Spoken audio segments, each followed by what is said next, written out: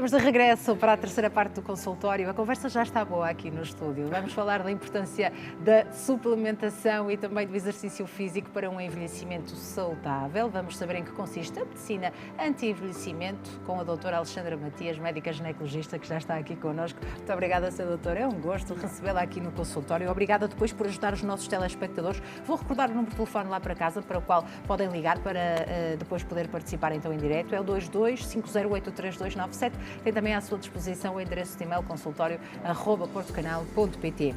Sra. Doutora, a quem se dirige este tipo de abordagem anti-envelhecimento?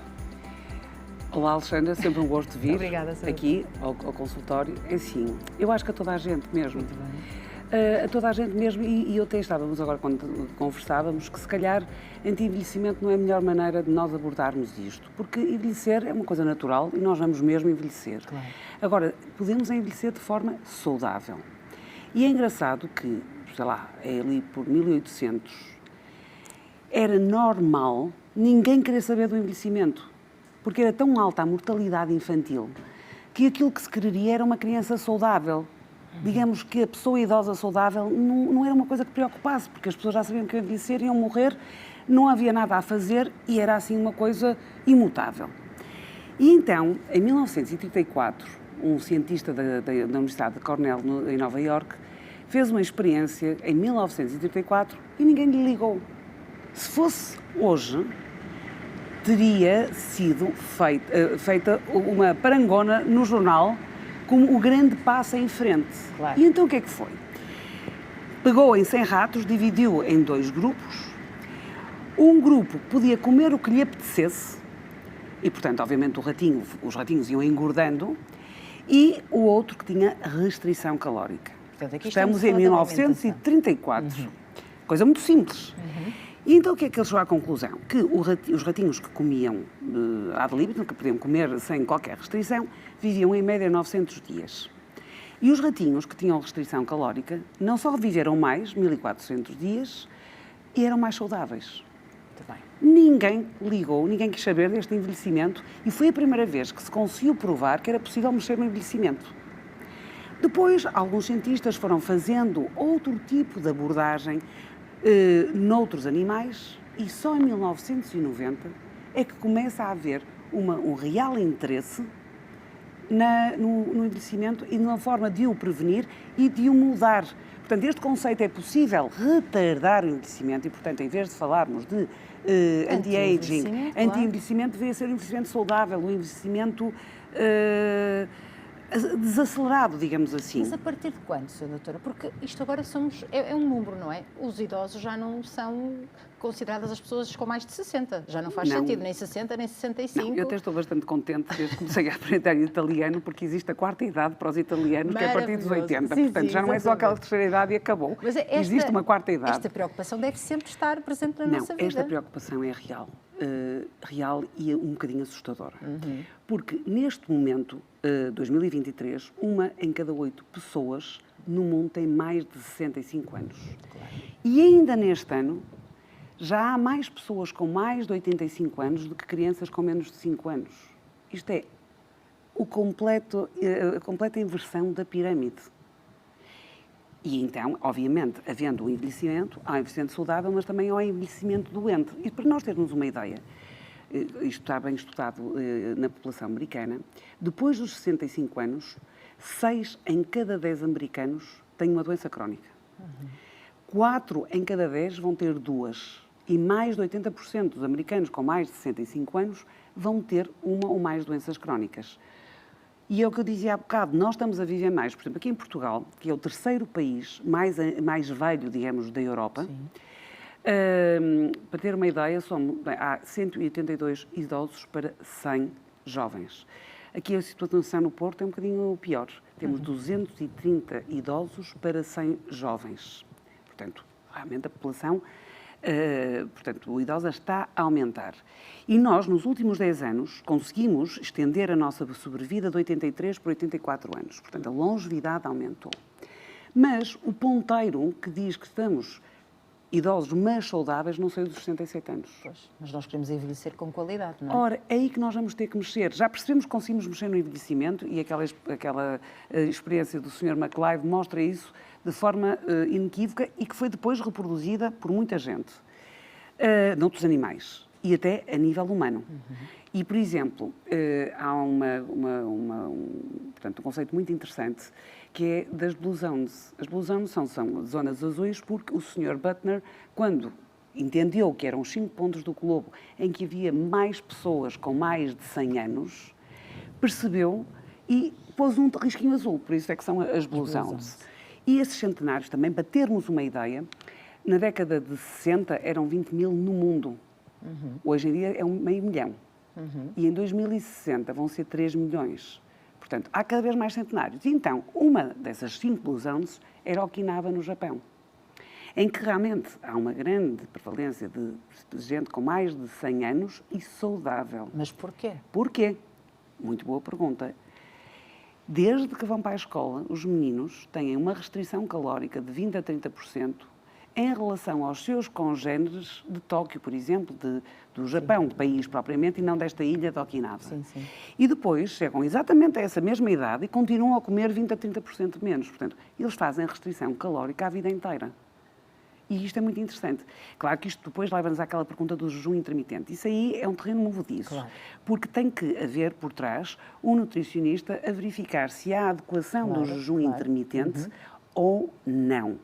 Porquê? Porque o jejum intermitente mal conduzido faz com que o nosso organismo, que tem de ir buscar energia a algum sítio, se não estão a ser dados hidratos de carbono, ele vem buscar as proteínas, nomeadamente do músculo.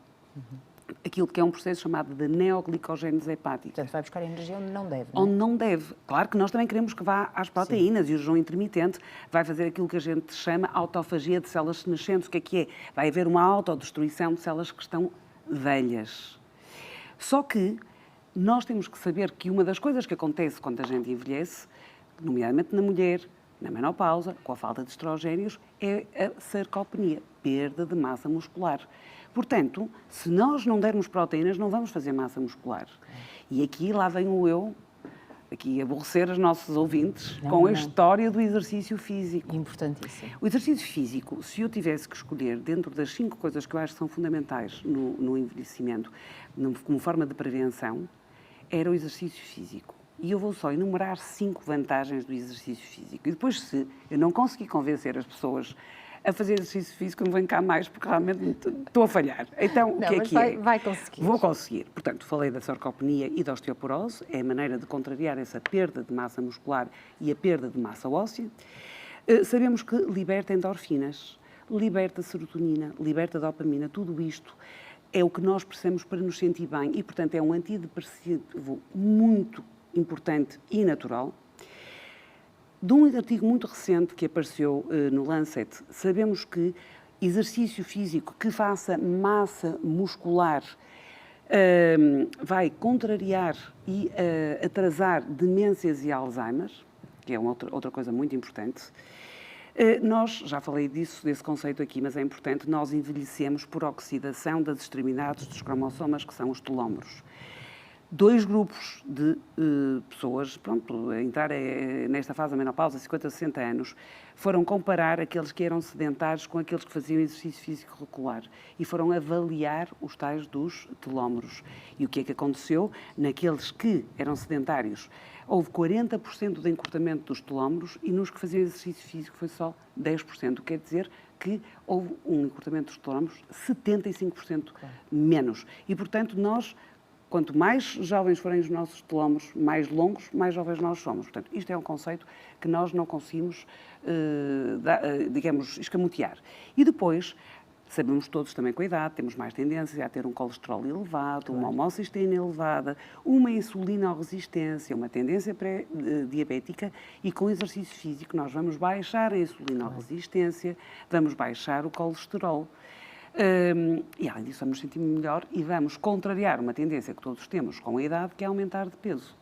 Portanto, é o que eu digo, se eu realmente não conseguir convencer os telespectadores a fazer exercício físico, acho que realmente vocês não me querem mais cá. Não, estou a ser ineficiente. Mas exercício físico não é manter-se ativo, vamos lá ver. É ótimo trocar o elevador pelas escadas, sair na paragem do autocarro anterior, mas são coisas diferentes, não é? A Alexandra sempre atenta, disse muito bem, porque eu quando digo, não, mas tenho que fazer exercício, não, eu subir estas escadas, eu vou levar os meus netos à escola, é melhor do que nada. Claro. Não, eu estou a falar de 3 tipos de exercício. O exercício de cardio, porque nós não podemos esquecer que o músculo cardíaco é um músculo, é preciso treiná-lo, Claro. Que pode ser realmente correr, pode ser andar, pode ser fazer natação, pode ser fazer ténis, pádel, o que quiserem. Que a pessoa também gostar, não é? A pessoa também gostar, exatamente. Depois, muito importante, eu disse, treino de força, é preciso fazer músculo. Reforço, claro. Falei há bocado das demências. E, portanto, o músculo faz com ou pesos, ou elásticos, ou com o peso do próprio corpo. E basta 20 minutos. Então, se for todos os dias, será ótimo. E depois, porque nós também, com a idade, acabamos por nos encurtar, o pilates ou yoga, que também têm a fator relaxamento, e a postura é uma coisa importantíssima. Portanto, os 3 juntos fazem realmente uma boa receita para o exercício físico. Matéria do exercício físico dada e tenho a certeza que chegou aos nossos telespectadores. Espero que sim. Depois, se não fazem exercício, vão começar a fazer. Exato. Eu li aqui há pouco tempo uma coisa que dizia muito bem, que é assim, se não faz exercício também não vai fazer, porque deixa de ter capacidade de o fazer. Portanto, é melhor começar já para poder fazê-lo. Devagarinho, não é? Devagarinho. E outra coisa, devagarinho. Claro. Exatamente. Falamos na nutrição. Sim. Restrição calórica. Evitar a comida processada, claro. Evitar o açúcar. De certa maneira, reduzir a quantidade de glúten, que nós sabemos que o podemos fazer. Para, de alguma forma, também contrariar a insulinoresistência, que há de ser uma tendência sempre que envelhecemos e que não é boa para nós. Deixe-me dizer lá para casa que há várias autarquias e juntas de freguesia, por exemplo, que têm consultas gratuitas com nutricionistas e, portanto, se uma pessoa tem dúvidas, pode perfeitamente, excelente ideia, na sua cidade, freguesia, tentar perceber onde é que existem essas consultas. E agora, vamos falar de suplementação. Onde é que encaixa aqui a suplementação? Portanto, muita gente diz, mas eu alimento-me bem e de forma diversificada e isso já é meio caminho andado. Mas para termos uma ideia da importância da suplementação, vou dar 2 exemplos. O primeiro é da vitamina D. Quando eu digo, não, mas a vitamina D está bastante baixa. Mas eu não estou a entender porquê. Porque eu apanho o sol, porque eu tenho, sei lá, como peixe com uma sardinha, etc. Está correto, está ótimo. Só que, primeiro, o nosso sol, aqui em Portugal, está numa latitude que não nos é favorável. A favorável é entre os 0 e os 30 graus, que são os trópicos. Nós estamos nos 45. Segundo, nós estamos muitas vezes dentro de 4 paredes, não vamos apanhar sol. Claro. De forma, obviamente, responsável, quando vamos para o sol, vamos pôr protetor. E de fator 50 seria ótimo. E depois, talvez isto seja realmente, a coisa mais importante, é que 60% da população portuguesa, e mesmo no sul da Europa, tem uma mutação genética que impede a fixação correta da vitamina D. Ao contrário, por exemplo, dos nórdicos, que cada bocadinho de vitamina D eles conseguem fixá-la. Portanto, a grande parte da população portuguesa tem um déficit importante de vitamina D. Portanto, não é com a alimentação que nós vamos conseguir chegar aos níveis, é com suplementação. Outro exemplo, resveratrol, uma molécula importantíssima anti-envelhecimento. Para nós termos a quantidade de resveratrol que precisamos para ter efeito, teríamos de beber 1000 copos de vinho tinto por dia. Não é possível, nem aconselhável. Aliás, também faz parte, digamos, deste processo de baixar o consumo de álcool. Claro. Não é?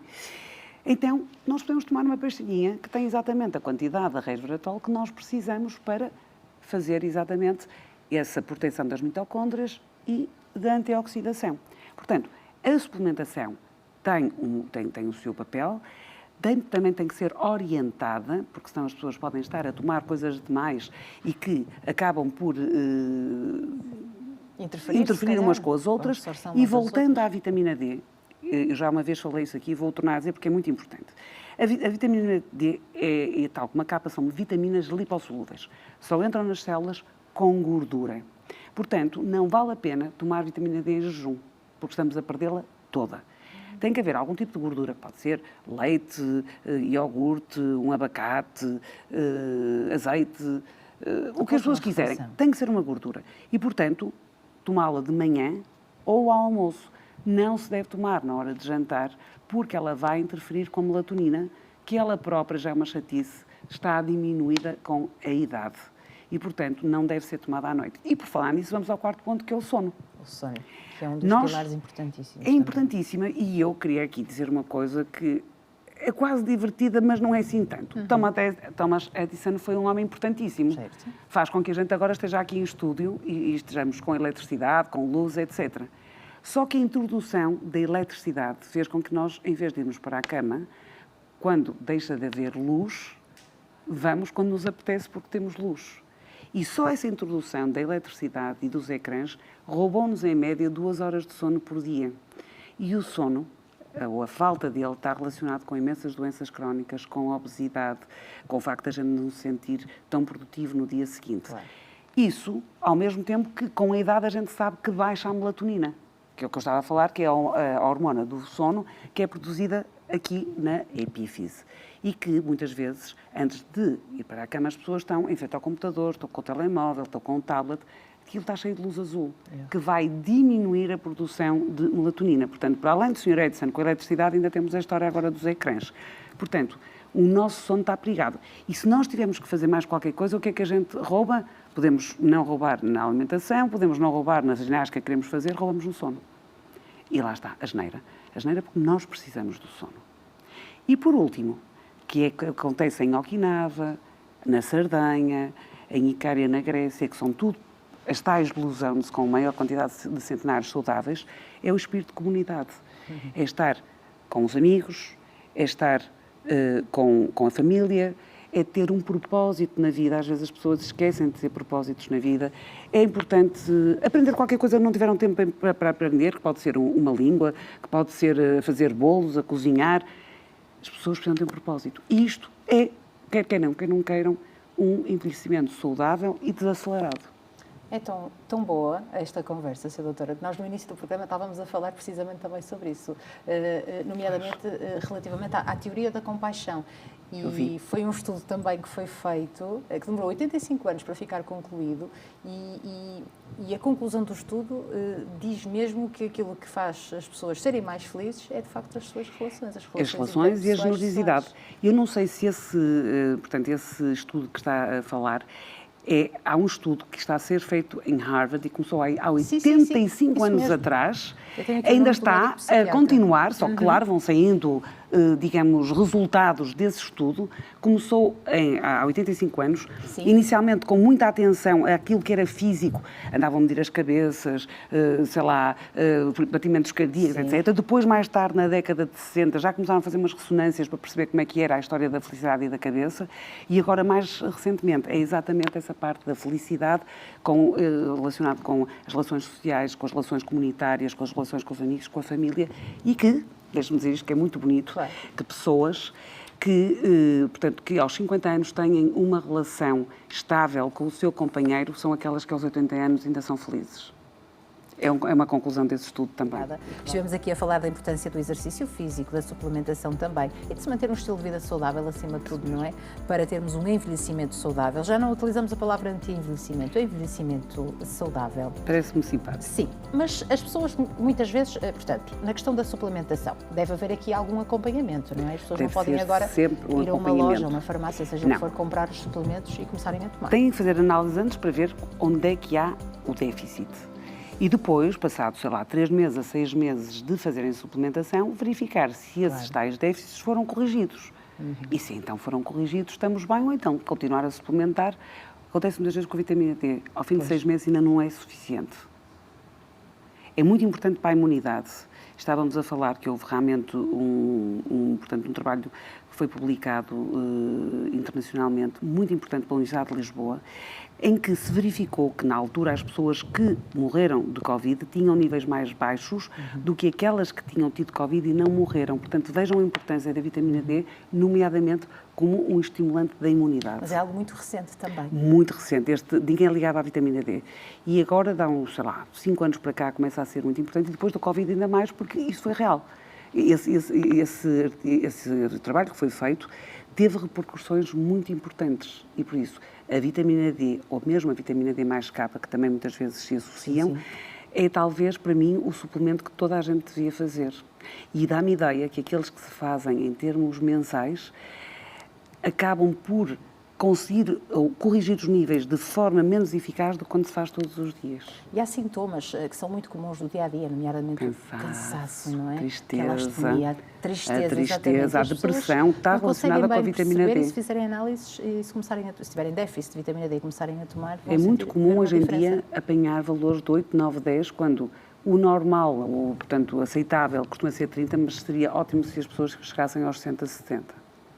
Muito bem. Portanto, veja como é mesmo baixo. 7, 8, 9 é muito baixo.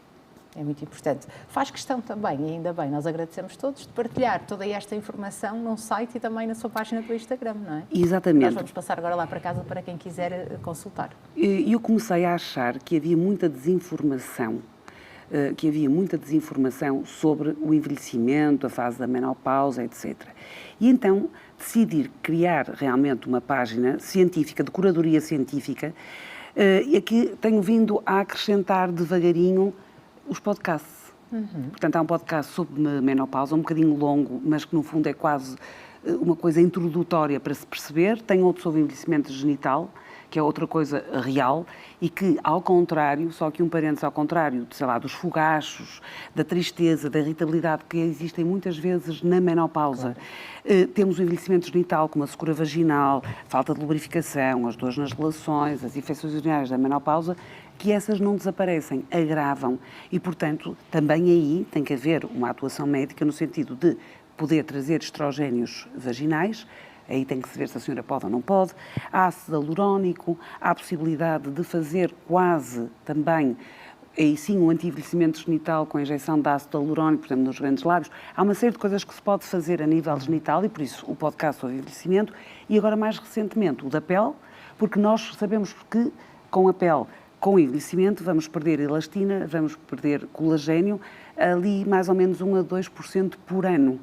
E é o que nós precisamos para, no fundo, manter a pele firme claro. e sem as rugas, e bem hidratada e bem alimentada. A nossa pele também envelhece, da mesma forma, requer o seu cuidado. E é o nosso cartão de visita. Sem dúvida. Nós falamos aqui muitas vezes de menopausa. Por exemplo, nessa fase da mulher, surgem também muitas dúvidas sobre medicação, suplementos que se devem ou não tomar para tentar minimizar um bocadinho os sintomas e o impacto desta fase. Ainda existe alguma resistência ou cada vez menos? Alexandra, isso é uma pergunta obviamente muito importante e que é uma pergunta que eu tenho no dia-a-dia das pacientes menopáusicas que aparecem. Algumas senhoras, até porque leem muitas coisas, sei lá, nas redes sociais, etc., vêm com muita relutância em usar, por exemplo, terapêutico hormonal de substituição. Mas há outras alternativas. Agora, há uma coisa que eu queria aqui dizer. Os estudos que foram feitos, sei lá, na década de 90, 2000, na altura, utilizaram as mulheres erradas com os estrógenos errados. Passo a explicar. Sim. Em princípio, nós não gostamos de aconselhar, portanto, o uso de terapêutico hormonal de substituição em senhoras que estejam há mais de 10 anos em menopausa e que tenham mais de 60 anos. E um dos grandes estudos que foi feito foi em mulheres mais velhas, portanto com mais de 60 anos, e que estavam há mais de 10 anos em menopausa e, portanto, aumentava-lhes o risco de cancro da mama. Isso é a primeira coisa. Segunda coisa, usaram-se na altura os chamados estrogénios equinos, que já nem sequer existem. Nós agora usamos os azeto-beta-estradiol, portanto, houve coisas que mudaram. E depois, é evidente que isto tem que ser feita uma consulta médica para avaliar se as pessoas podem ou não podem fazer, como é que está a sua função hepática, se têm história de tromboembolismo pulmonar, se têm história de tromboembolismo venoso ou arterial, portanto, se há uma porfiria, se há um cancro da mama ou antecedentes, por exemplo, de cancro do ovário. Portanto, não é qualquer pessoa que pode fazer. E depois também é verdade que, também já disse isso aqui, 30% das mulheres vão ser assintomáticas. 70% vão ser sintomáticas. Portanto, provavelmente eu não preciso tratar uma senhora que é assintomática. Claro. Tenho é que querer o quê? Que ela baixe o risco cardiovascular e a osteoporose que estão relacionados com a falta de, portanto, estrogénio. E passa precisamente pela nutrição e pelo exercício físico. E se calhar aquelas 70%, das quais 30% vão ter muitos sintomas, se calhar essas eu tenho que discutir com a senhora e fazer uma decisão partilhada e nunca mais de 5 anos seguidos a tomar terapêutico hormonal de substituição e assim reduzir ao mínimo a possibilidade das coisas não correrem bem. E depois disso, temos também algo parecido, mas que não é exatamente, que é a tibolona. Temos os fitoestrogénios, temos a genisteína, há quem defenda o aldeonagra ou a prímula, mas não tenho tido assim tão bons resultados, mas pronto, muitas destas coisas também são um bocadinho psicológicas e, portanto, do placebo, e pode ser que também, se as pessoas se sentirem, tudo bem. Agora, suplementação sim, suplementação hormonal tem o seu cabimento, tem que ser, obviamente, analisada em termos de história pessoal, de história familiar, de risco que a pessoa tem, valorizar isso, e, no fundo, compartilhar depois a discussão destes riscos com a senhora que a gente tem à nossa frente e que nos vem procurar à procura de ajuda. Que vem procurar em busca de ajuda. Sim, mas isso é que é importante também, procurar essa ajuda e aconselhamento. E falar com as pessoas. Muito bem. Sra. Doutora, posso ler aqui um e-mail de uma telespectadora que quer a sua ajuda, diz o seguinte: muito boa tarde, Sra. Doutora e Sra. Alexandra, muito obrigada. Tenho 32 anos, sou de Vila Nova de Gaia. Tenho uma dúvida em relação ao que poderá ser um líquido acinzentado em conjunto com comichão na vagina e um cheiro desagradável. Uma outra coisa que tem acontecido, mas que imagino que não esteja relacionado, é que o meu fluxo menstrual tem sido mais fraco do que o habitual. Agradeço se me puderem ajudar e esclarecer. Uma boa tarde para ambas. Alexandra, isto aqui, pronto, parece uma infecção genital, mas eu não sei mais nada sobre a senhora, se toma ou não toma anticoncepcional oral, se tem um dispositivo intrauterino, por exemplo, se o marido tem ou não tem sintomas, se agrava ou não agrava com a menstruação. Portanto, esta senhora obviamente vai ter que ser vista por ginecologista para saber que tipo de infecção é, assim com o cheiro poderá ser uma vaginose bacteriana e vai precisar de ser ela medicada e o companheiro.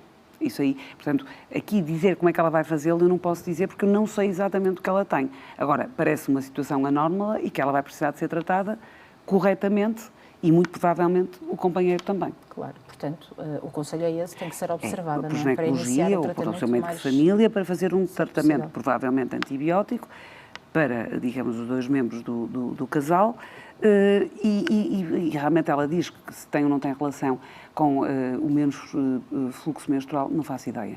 Porque eu não sei exatamente que tipo de contracepção é que ela está a fazer e que aqui pode ser o busilas da questão, nomeadamente com um DIU, com fiozinhos dentro da vagina, que às vezes facilitam a existência de infecções.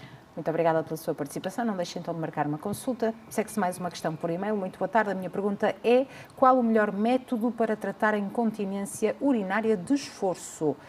Será que é o ginecologista o melhor especialista para resolver este problema? Muito obrigada. Ana Maria de Torres Vedras. Obrigada por esta questão. Ora bem, a incontinência urinária, para já, a primeira coisa é fazer a destrinça de que tipo de incontinência urinária é que estamos a falar. A senhora fala da de esforço, muito bem, mas nós temos de ter a certeza que não há um componente de urgência ou um componente misto. E geralmente isso é pedido pelo ginecologista, portanto, um estudo urodinâmico.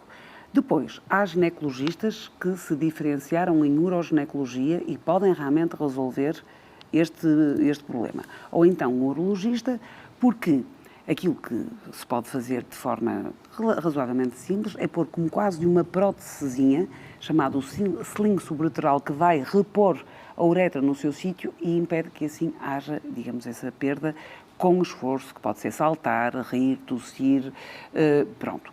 Agora, isto é uma zona cinzenta. Pode ser pelo ginecologista que tenha diferenciação em uroginecologia, que eu não tenho, por exemplo, ou então por urologista que esteja também habituado.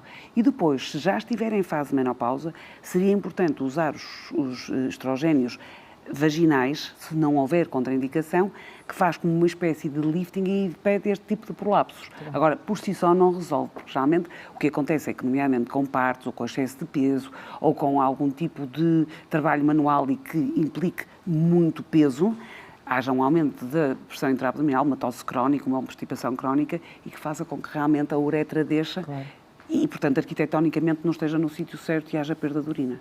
Muito obrigada por esta pergunta. Vamos ouvir uma telespectadora. A sua doutora liga de Faf, tem 49 anos, Lourdes Oliveira. Seja bem-vinda ao consultório. Olá, Lourdes. Muito boa tarde. Boa tarde. Seja bem-vinda ao consultório. Pode fazer a sua questão. Boa tarde. É o seguinte, eu tenho 49 anos, não sei se estou na menopausa ou não, sei que tenho faltas de período, mas estou a continuar a usar os adesivos em vez da pílula. Só que estou com dúvida se devo usar ou não, porque eu não tenho período, mas eu sofro de enxaqueca já há 30 anos, não é? E por isso não podia tomar a pílula. Com os adesivos sentia-me bem, só que há uns 3, 4 anos para cá, nestes dias que estou de pausa dos adesivos, está-me a atacar as dores de cabeça. A minha dúvida é se devo continuar os adesivos ou não. Primeiro está-me a atacar a cabeça quando eu tenho enxaquecas horríveis, 4, 5 dias seguidos, dia e noite. E depois não estou com período. Muito obrigada, Lourdes, pela sua participação. Sra. Doutora, não temos muito tempo, vamos tentar ajudar esta telespectadora. Ok, então é assim, a primeira coisa que eu tenho que dizer é que os adesivos são também um anticoncepcional. Tem estrogênio, tem prostativo, tal e qual como a pílula, tal e qual como o anel vaginal. Isto é uma coisa muito importante. Porque as pessoas acham que quando, por exemplo, estão a pôr os adesivos ou o anel vaginal, não é um anticoncepcional. No fundo é uma pílula, mas com, portanto, neste caso, uma absorção transdérmica. Esta senhora com 49 anos, se continuar a tomar a pílula para todo o sempre, pode vir até a ter períodos todos os meses a que se chama uma hemorragia de privação e nunca saberemos se ela está ou não está em menopausa. Portanto, acho que, ainda por cima com dores de cabeça, acho que está na altura desta senhora deixar de colocar os adesivos e, junto do seu médico, fazer doseamentos hormonais com os quais pode ter a certeza se está ou não está em menopausa e depois ver se tem ou não tem sintomas e ser tratada para essa nova fase da sua vida. Porque com 49 anos é bem provável que esteja. Claro. Mas isto não deixa de ser um anticoncepcional, que a senhora provavelmente já não precisa. Muito bem. Pode ser assim, Dona Lourdes Oliveira? Sim, sim. Obrigada pela sua participação, um grande beijinho para si, bom fim de semana e corra tudo bem. Ah, muito obrigada. igualmente. Foi um gosto ouvi-la. Muito obrigada. Sra. Doutora, tínhamos mais telespectadoras para ouvir, mas chegamos ao fim desta belíssima conversa, aconselhamento também e partilha de informação para todos aqueles que estão lá em casa. Obrigada pela sua presença e continuação do excelente trabalho e bom fim de semana. Bom fim de semana. Muito obrigada. Foi um gosto contar consigo mais uma vez.